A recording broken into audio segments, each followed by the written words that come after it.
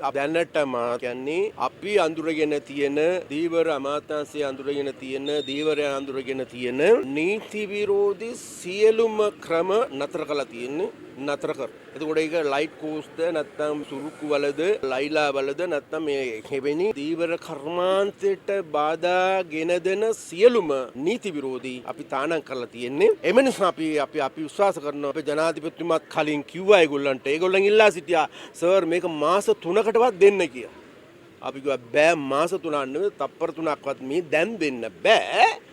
ඇයි කියලා කියනවා ඕගොල්ලන්ට දුන්නොත් එමෙ ඊට පස්සේ අනිත්‍යයත් ඕගොල්ලන් කියන වගේ ලයිට් කෝස් කට්ටියට අපිටත් මේක නීතියානුකූල කරලා දෙන්න නැත්නම් මේ සුරුක්කු වල දාන කට්ටියත් කියන්න පුළුවන් මේක අපිට මේක කරලා දෙන්න කියලා. ඒ නිසා ඒ සියල්ලම අපි තානම් කරන.